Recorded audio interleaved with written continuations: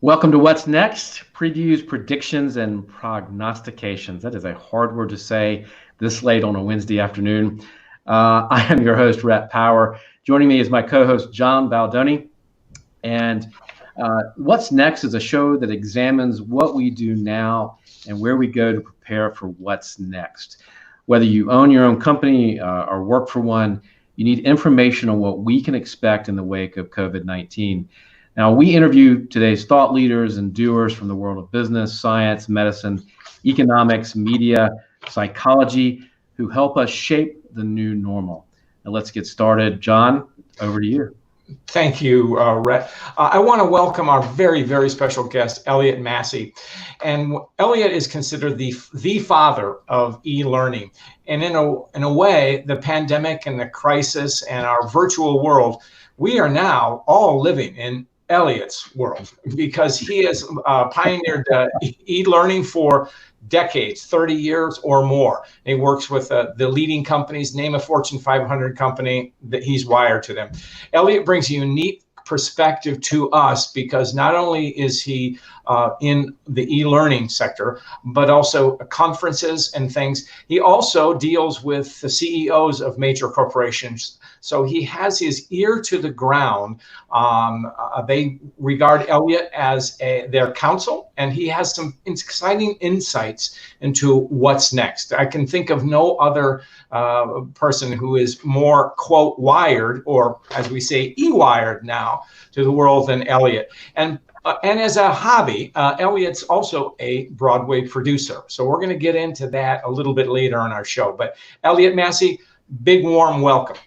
Well, thank you so much, John. Thank you, Rhett. And wonderful title and wonderful topic. And it is with positivity that we are exploring the what's next and what we don't know what's next. So I'm honored to be with you. Great. Let me just throw out the first question. This whole program is focused on what's next. We're looking forward to not just now, but beyond. But before that, I want to take a step back, because I know something about your little backstory, about your father emigrating from Germany. Could you tell us that story, please? Yeah, my dad grew up in Germany. It became Nazi Germany around the time that he was about 30, 31 or 32.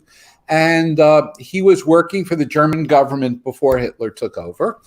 And my father is Jewish. Our family is Jewish. And so there became a time when it was increasingly difficult to stay, but they weren't allowed to go. And he managed to, through trial, error, and raising some dollars, get his relatives out to England and other places. And then one day his secretary told him he better leave that night because they were coming for him.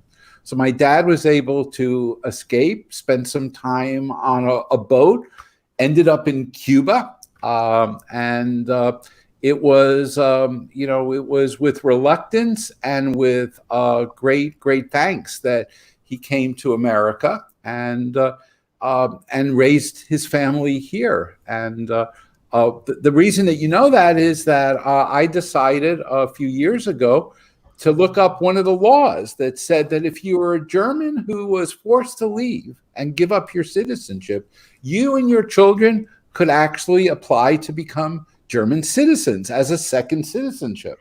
And so the good news about the Germans is they are very, very organized and anal when it comes to record keeping.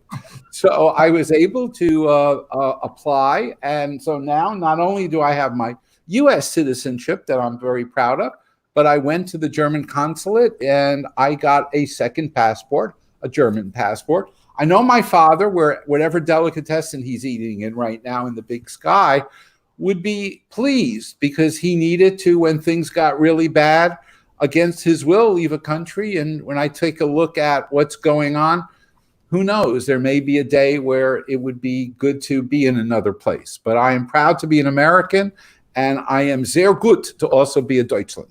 Yes.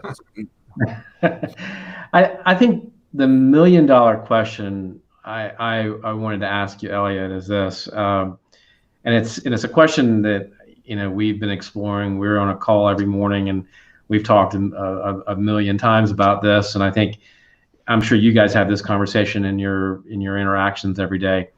But does the pandemic really present us with an opportunity to reinvent ourselves? And I know I like to talk about in my business and with my clients day one, because I think that I remember that day one feeling when I first got the keys to the doors of the warehouse.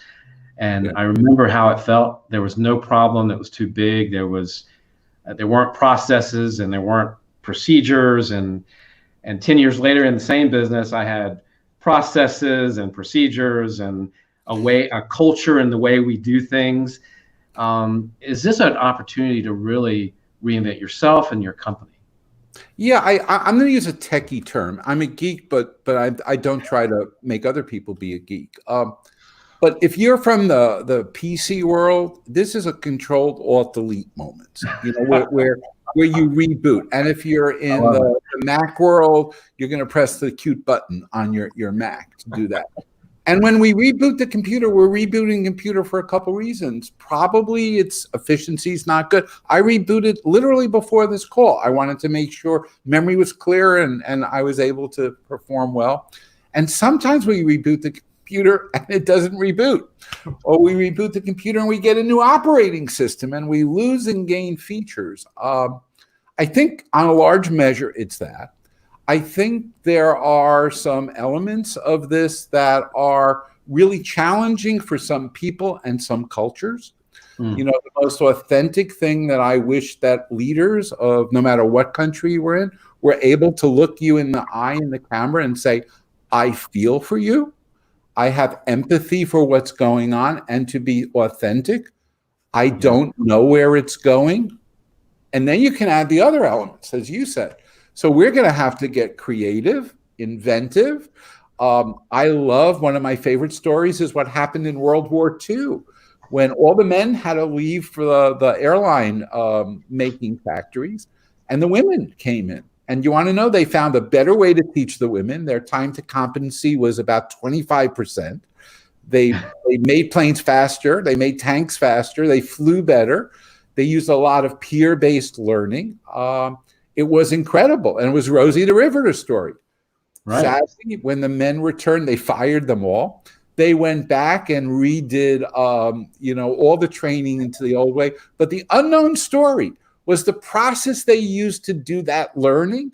We actually gave to Germany and Japan as the Defense Department Industrial Improvement Program, which then got sold back to us as quality circles and as all of those different elements. But yeah, so I think you're right, Rhett. I think it's a reboot. The dilemma is it takes an emotional and a spiritual freedom to allow yourself to reboot without knowing where the arrow is going next. And that's our challenge, from little kids to our oldest adults. To get your head around that, that's definitely a challenge. I want to follow up on that, Elliott, with something you had talked in when we were in the green room waiting, and you talked to many CEOs, and you were telling me they were had an issue with ambiguity. Tell that to us, please. Well, every CEO, particularly a publicly traded company, has to make quarterly statements that very accurately predict literally pennies against dollars invested, against profitability and the like. And so the pro forma that you learn, whether you go to Wharton or your community college to study business, is that the leader has certainty and has a PERT Gantt chart to get there and knows the steps. Nowhere in our Western culture do they say, as I just mirrored, I don't know. But then you add that next thing, I don't know. And here's some of the ways in which we're going to experiment. So one of the companies that I've been in conversation with is an airline. They furloughed 35,000 employees. 35,000 employees. But they were able to say, authentically say, we don't know. We don't know what air traffic is going to be. We don't. But here's how we'll work with you. Here's how we'll go forward in that process. Here are some of the decisions, including ones that are going to be really tough. But if you're not comfortable as a leader in publicly not knowing, then you enter into the world of leadership BS, or into the world of leadership posing, to take a position because we know where it's going. Run, because I'll sell you a Brooklyn Bridge a lot cheaper than that. Yeah. What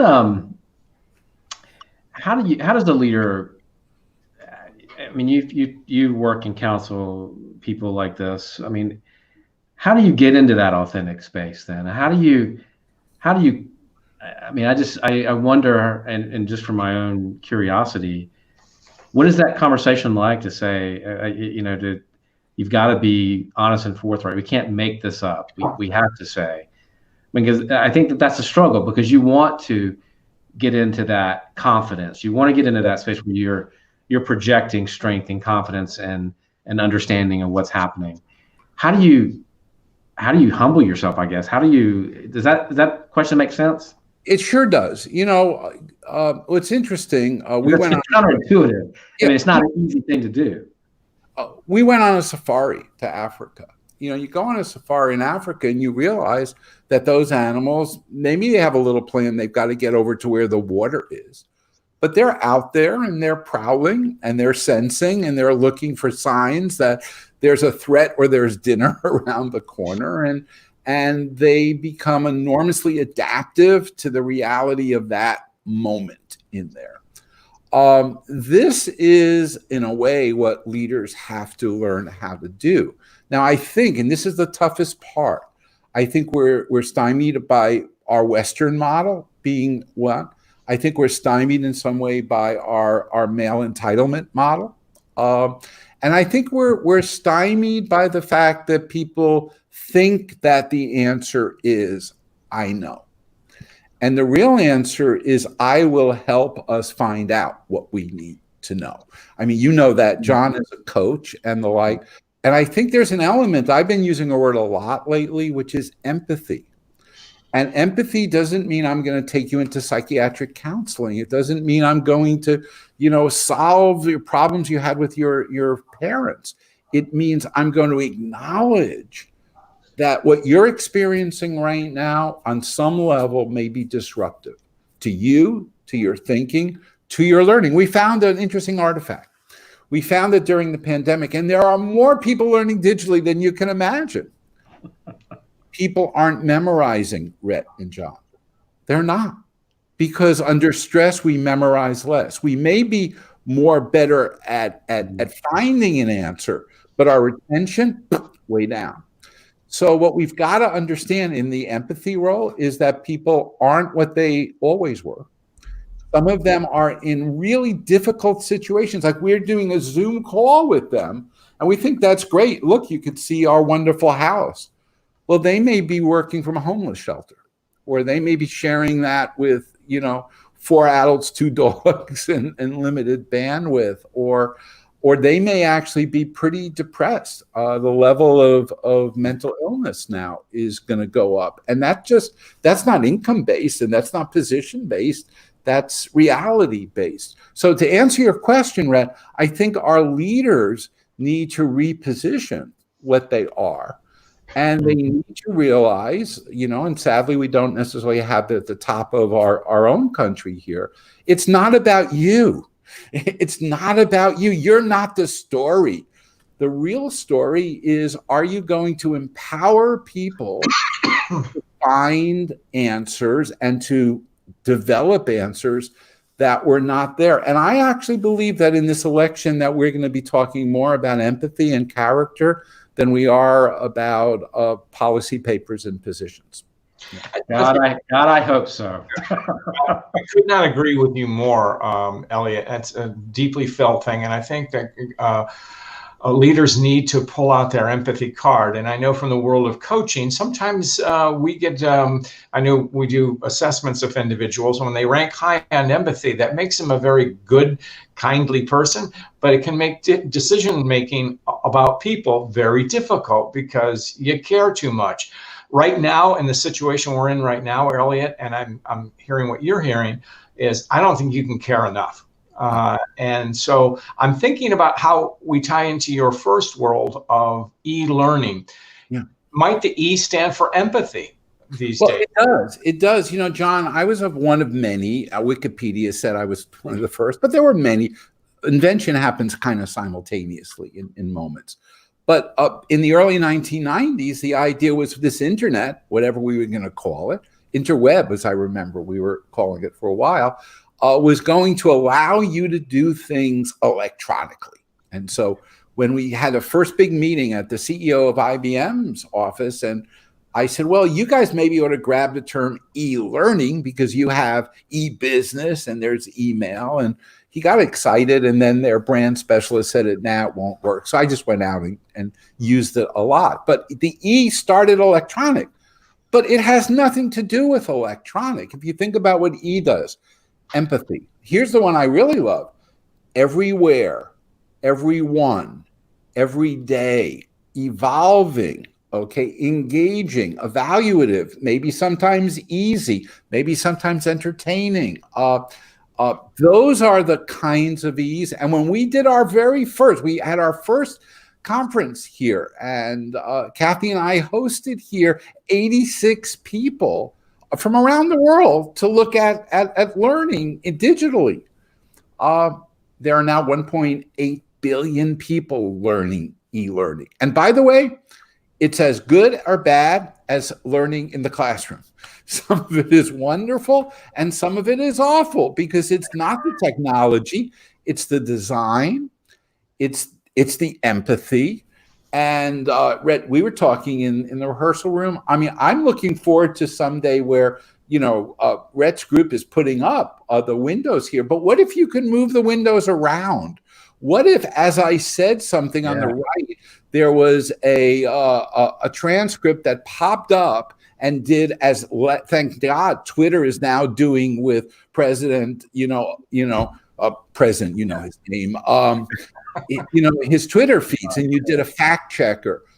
We will move to where in e-learning, you can evolve it to get exactly what I need to get excellent at that learning or that refreshment moment that you need. I think the E will stand for experience, because that the experience is that next challenge, right? It's that. Yeah. I mean, I've been watching, and I'm fascinated about this conversation because I've been watching my kids for I've got two teenagers, and one in middle school, one in high school, and they've been doing e-learning, or they've been online learning for, I don't know, 6 weeks now. Mm-hmm. Or 8 weeks, almost 2 months. And I think this watershed moment is going to change all of that completely. Yeah. I mean, think about the colleges now. Yeah. I mean, colleges, I think Oxford just said they're not going back until 2021, right. But let's imagine, which we can't, but let's imagine we had a year's notice that this was coming, okay? That we knew the virus was on its way. Because I grew up reading about a lot of those Japanese science fiction movies where the missile was coming or the meteor was coming. But let's say we knew we had a year. And I asked the people that are watching this to think, what could we have done? What could we have done to prepare for the learning moment? Now, wouldn't it be incredible? I was honored to spend over 10 years on the board of the first robotics competition, started by Dean Kamen, inventor of the Segway and diabetes pump. What if a lot of what your teenagers did wasn't just sit in a class, but how to build a robotic project with 1,000 other folks? What if instead of asking each K through 12 teacher and each higher ed teacher to suddenly be good at it, what if we got the 100 best teachers in the world and they would give the engaging lecture, and then that local teacher would have a conversation and the like? In other words, we are really at the preschool of what digital learning is going to be, because for the most part, colleges and K through 12 and even our corporations try to replicate online what we did in the classroom. But we know from other things, the art isn't replication, the art is recreation. So now Yeah. Now you got these tools. How do you create something? My accountant just asked an interesting question. He said, "When are you going to go outside and meet other people again?" And it's been 3 months inside. And I thought about it, and I said, well, the people that I like, I see on video, I can talk to them. I don't know. And it doesn't mean there won't be a moment that I will, but we will do some significant redesign as this element evolves. And I think the other piece of learning, and John, you and I are both in that world of experts, as well as you, Rhett, but I actually think e-learning shifts the expert from the control person to a resource, so that I'm not interested. And we found it corporately that about 2 weeks after the oh crap moment of people going to work, all the corporations decided to load up webinars and online courses, and people started to get digital content virus. That was the second virus. They had too much because they didn't want to be a passive student. But you know what they wanted? Support, connection, access to expertise or a manager when they needed it. That's what they needed. And so I think even that role of expert changes pretty radically, and that's provocative and exciting. Indeed, and I want to jump in here because we've talked before about when we talk about presentations or the learning process, the two things that it has to be is one, as an experience, and the other one, engage. And you gave a nice riff on what engagement meant. And so, shifting expert into maybe there for knowledge, but also in our role as a facilitator to help the learning. So can you talk about digital engagement a bit? Yeah, it's I learned a lot about facilitation. My mentor when I was 22 or 23 was Rod Napier from Temple in Philadelphia. And he always said, the purpose of facilitation is break it down to the first syllable, facile. And facile is to make easy. And so our goal in digital facilitation is not complexity, it's ease. We want, one of the reasons I think Zoom has done so well, and there'll be many other products as we talked about out, is that basically people could get on and start functioning. In other words, it's not loading up complexity, it's making it easy. So being a facilitator here isn't about how many polls and how many votes and how many things you can do with the system. It's how can you make the system disappear. So all you experience is, I just had an hour wonderful conversation as Elliott with Rhett and John, and it was wow. And you don't even talk about the technology. The technology becomes transparent in that sense. But to do that, you as a facilitator have to have empathy, and you have to have control and power. And it's soft power, but you have to have control. I think you should always have a little audio message that would start to play that would sound like the Tony Awards are being given and it's time to shut up. The speech was too long, because I don't want to let somebody talk for 5 minutes if I only have 20 minutes in a group. And that's where you as a facilitator have to start to, and I'd love if we could start to play some end of talk music in there. Yeah. How do you, you've been touching on this a little bit, I think. I think the key to some of this, and I want you to put maybe your producer hat on, or the showbiz hat on a little bit, but how do you make these kind of things more, these online learning experiences? If you looked at my kids' classroom, I'll go back to that. If you looked at, you said this earlier, they're just doing what they normally do. Mm-hmm. Yeah, they're just doing it into the camera. How do you make that? How do you teach them to make that better? That's how it's. Yeah, I'll give you a working example. Tomorrow at 4:00, I do a free empathy concert. Okay, now it started off as an empathy workshop. We were, having people talk, and then I said, you know what? What if I invite one Broadway star and I invited Telly Leong, who was in Glee, and he was Aladdin, to sing. And it was like, wow. Well, now I do them every Friday, and now I invite 3 or 4 Broadway stars, and then I sneak in a chief learning officer and the like. I would argue that think about these events being tribal gatherings, and there's a role for music, there's a role for entertainment, there's a role for some humor. I actually, for a while, we thought there was a role for drinking, but we did one too many of the virtual drink things, and I got a little scared. So we moved away from the drinking side. But how do we inject? Like if 6 people go out after work, nobody has to prepare a speech. Right. Humor happens natively and naturally. Well, if there's 6 of us on this screen, how do we let that happen? And I think one of the ways is music.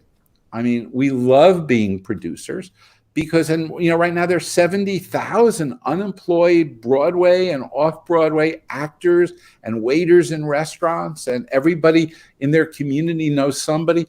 Invite them for a couple $100, or just because I have a friend and she was just tired of not singing, and let her sing. And what's interesting, Rhett and John?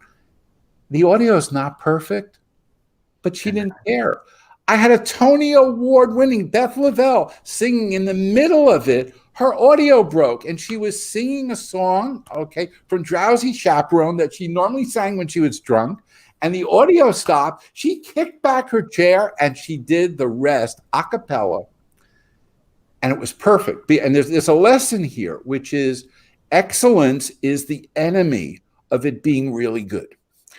Because to make it excellent, we're going to stop and we're going to make it perfected, and we're going to, move it around. And I know I could probably move over here so my head was split by the stairs and back, but screw that. That's your problem. Just adjust, But I actually think as designers, let's not go to excellent. Let's actually figure out how do we emotionally, empathetically, and experientially connect with people, or allow them to connect. And boy, they have stories and other stuff. You've probably been in webinars that are modestly boring on screen, and they're really exciting in the chat room because they've chosen to create an alternative for that. And I love to store it and then watch the two side by side. You're giving us the perfect entree to the other part of Elliott, which is Elliott as in the E world, meaning entertainment. So you've produced a number of shows, Tony Award-winning shows. You're wired to the community. So what do you see a year from now? What will Broadway be a year from now? Well, Kathy Masie and I are partners in Masie Productions. It's a tough moment. It's a really tough moment. I only know of one Broadway show. I happen to know the musical director of it. It's Phantom of the Opera, playing in South Korea, where they have incredible control and testing, and it's done to a smaller audience. But all the rest around the world, those theaters are empty, and it's a sad moment.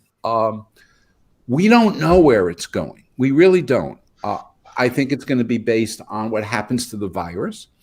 I think it's going to be based on how we adapt our technology. We've done some things online that, once again, are not excellent, but they've been wow. I think we're going to decide how comfortable are we sitting near strangers. And I think, by the way, we'll learn that with airplanes and sporting events before we learn it with theater. I think ultimately we'll go through transmutation. So I bet you this summer you see a lot of outdoor theater in parks. I think we'll see some hybrids that may be a blend of digital and not.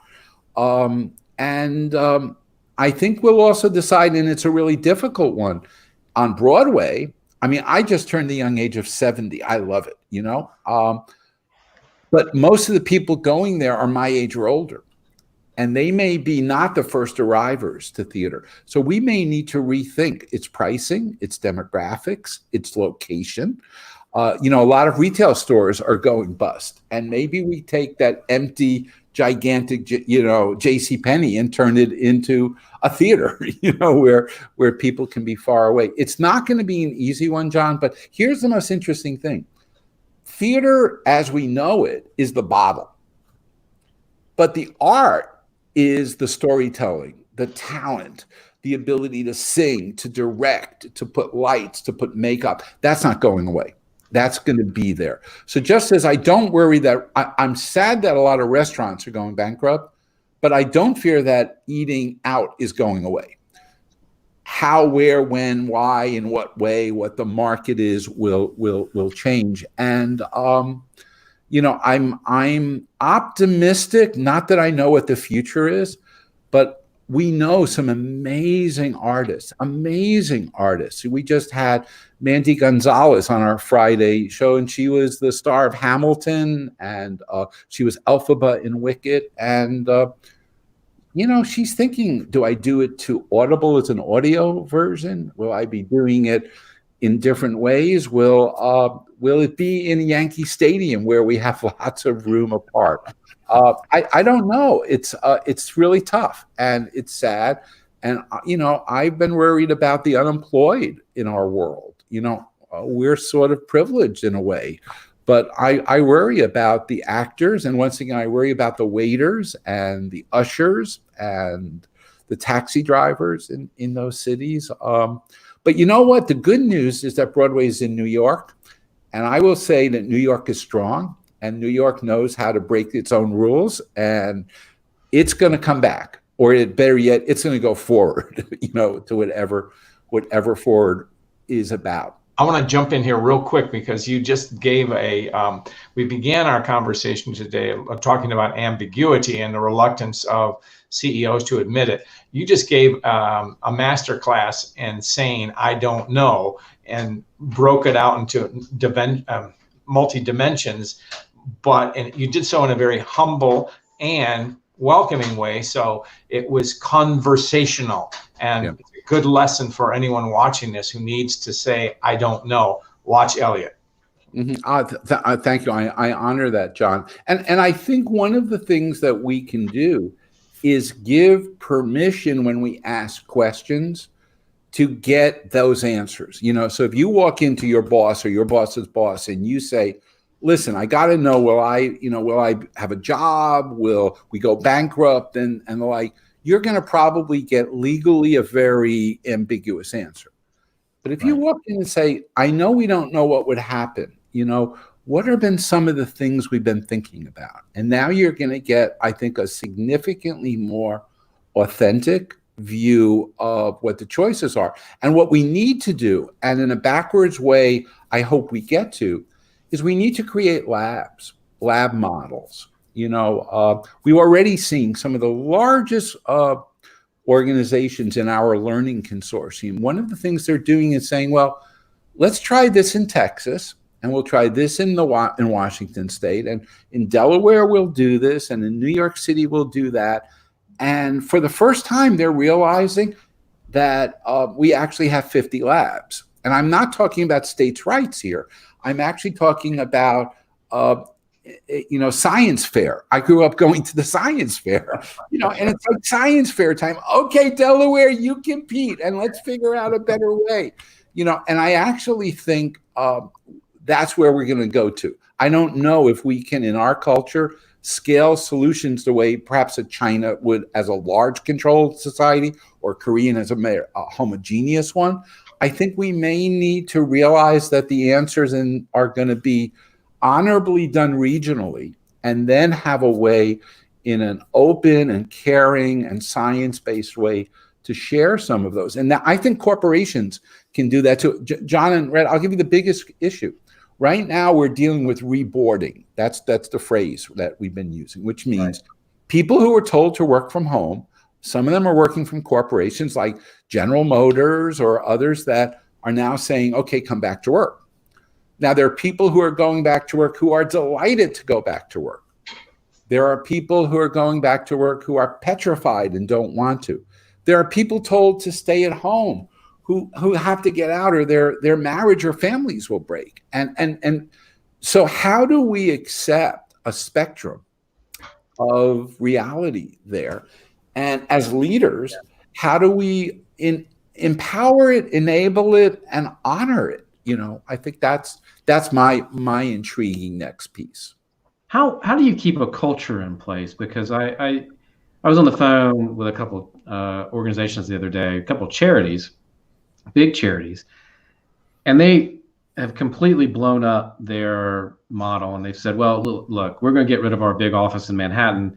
We're just going to go to a satellite. We're going to have a little hot desk office where people can come in if they need to come in for something, a couple of meeting spaces. But we're going to completely blow up our model. Everybody can work from wherever they want to work from. Mm-hmm. How do you? Because they're scared, and their employees are scared, and they're worried about what's going on. And they're going to do this permanently now. Yeah. How do you keep a culture in place? How do you grow a culture? How do you do that when everything's been so disrupted? And we're going to have half of our workforce that stays home now, and half that comes to work. Yeah. I think that's going to be changed. I think that's changed. And I think we got to be. I understand where those not-for-profits are going, and not-for-profits right now are kind of screwed because they're getting hammered. Yeah, they're getting hammered. I was with everything you said that they said until they said, and forever or for the future, we're going to do that, rather than really saying, here are some of our choices. Now, some of it is going to be really tough. I really believe that not-for-profits are going to have to consolidate. That's what we do in business. I think that, we don't need 32 different theaters in New York City. I'd love to have a theater form where they have one CFO, and the like. I think we need to make some decisions around work, if we readjust work, we're going to have to readjust work lifestyles. And that's not going to happen in 30 or 60 or 90 days. But I think people will take an interesting position. I'm 70 and halfway through my career. But I know a lot of people who are in their mid-50s now who are thinking, I'll retire, and they might not be able to economically. They may not be wanting to emotionally. But we don't have a good way for somebody to go to 80, 70, 60, 50, 40, 30% and still be a wonderful member of PricewaterhouseCoopers or NBC Comcast or the like, or says, I listen, I really want to work not only from home, I want to work from my RV and travel. So I think when we get past the very appropriate pain and horror of this, and I don't like to call it a pandemic, I call it a plague. I actually love the word plague, not to make it worse, but to get people to know that they don't have a lot of models that it's based on. But I think as we move through the other chapters of this plague, we're going to have to invent multiple futures, and people will make some interesting choices. Look, I'll be very controversial. Nowhere was there a conversation that was able to be held around what end of COVID palliative care was like. Because I have some friends who are emergency room doctors, and they knew when they put somebody on a ventilator, they essentially were extending to the probability when that person might die. And by the way, die pretty badly. We didn't have time to say maybe what they need to do is get together somewhere with their friends and take a Lucy in the Sky with Diamonds goodbye pill at that point. I know I'm being very controversial there, but we didn't have time to think about the alternatives. Going forward, we're going to have not only time, but we're going to have a need to create multiple parallel realities going forward. I like that concept because it really gets to what reality is. There is no one reality, just as there is no one business model. We invent things on the fly. That's certainly our American culture. If there's anything that distinguishes our model, it's pragmatism. If it works, let's do it. And so I think we're reinventing work. And I think even if my speculation, and I'll toss it to you, Elliott, let's say that we have a vaccine in September, which is universally accepted and it works, okay? What changes will we see? Well, it'll be really interesting because I think the vaccine will only work if we create an archaeology that recognizes it. So take all the politics away.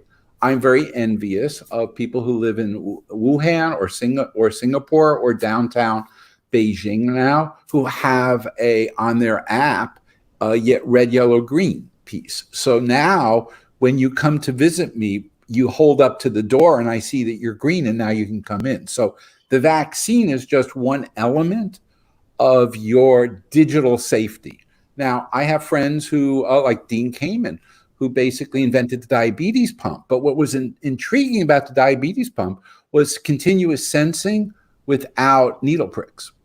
Well, let's imagine that we could get to where we're all looking at this COVID test, but what if you could wear something that was doing a continuous sensing, not only for this particular disease state, but, Rita Colwell, who's a good friend of mine, she was head of National Science Foundation, has done wonderful work in her startup Cosmos to say, what if we could do continual genomic analysis of something? And because we don't know what the next pandemic plague is going to be. But if we just think about the magic bullet, and that's what I really worry when people say the test will come, it'll be magical, the vaccine will become magical. I actually wish we'd figure out most immediately how to keep people from dying when right. This happens too. But I think ultimately we need to get a archaeology, which is a socially accepted one. And we're at a point now when people are making political comments about whether you wear a mask or not. But how will we get an archaeology that says, Rhett knows it's okay for meeting Elliott for some sushi and have a conversation, and I'm totally okay if his answer is no. And I wish we had a way in which we could get to yes. But that's going to require us rethinking privacy. And, people say, well, I'll never want to see my information on that thing. And I go, give me 9 seconds and I can tell you an awful lot about you from, from all the time you've spent on the web, But how do we turn that into a positive, not into a cyber risk, but into a positive? Yeah. Yeah. Agree wholeheartedly. Elliott, thank you so much. This has been really, really enlightening. Yeah.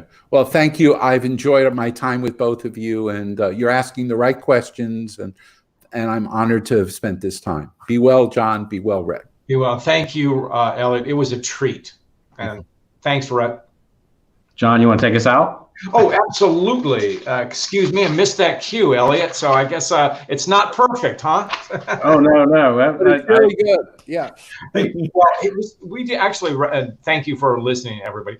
Rhett and I have a little special message. If you were new with this show, and we welcome your suggestions, but Rhett and I are going to take this show on the road and the virtual road, meaning that if your company is wrestling with some big issues and you want to have a facilitated discussion, we'd be happy to help you.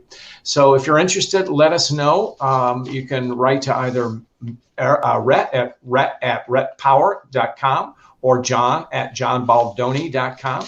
And we'll have a conversation, and maybe we can come to help your organization wrestle with some big questions that we're all facing. So thank you. And thank you for joining us. Thank you, Elliott. Thank you, John. You guys have a great day. We'll see you next Wednesday. Great.